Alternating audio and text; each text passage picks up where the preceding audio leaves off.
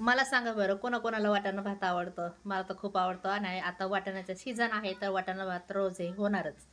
तर बघा, मी वाटाणा भात केले होते आणि हे संध्याकाळचं टायमिंग होतं, 7-7:30 वाजले होते आणि माझं कान एवढं दुखत होतं, एवढं दुखत होतं. कानावर ना मी कधी एवढं बघितलंच नाही का, दुखतंय म्हणायचं आपलं साध्या नाही का, दवाखान्यात जायचे आणि तिथनं पुढं औषध आणायचे, ते ड्रॉप टाकायचे नाही का, थंडी तापाचं बघतात बघा, त्यांच्याकडनं ड्रॉप आणायचे, टाकायचे आणि विषय कट करायचे आणि रोज कापूस टाकायचे, कारण कान दुखते म्हणून. पण तुम्हाला खरं सांगते मी, कान दुखलं तर कानाच्या दवाखान्यात जायचं, दात दुखलं तर दाताच्या दवाखान्यात जायचं, नाक दुखलं तर नाकाच्या दवाखान्यात जायचं. ही माझी लय मोठी चूक झालेली आहे. पण ते चूक सुधारा तुम्हाला म्हणून सांगते. मी फायनली कानाच्या दवाखान्यात गेले. त्या हे बघा, रात्री इतकं कान मला ना, कानात आहे ना बुरशी झाली होती. मग त्यांनी ना बघितलं, काढलं, 1000 रुपये गेले. पण जाऊ द्या, कान व्यवस्थित आता ठणठणीत कान आहे.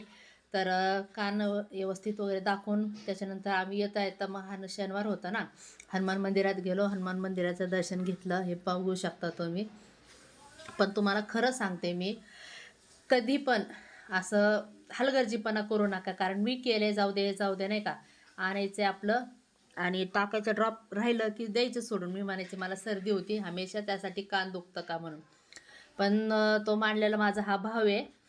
तो म्हणला नाही, सारखं कान दुखतं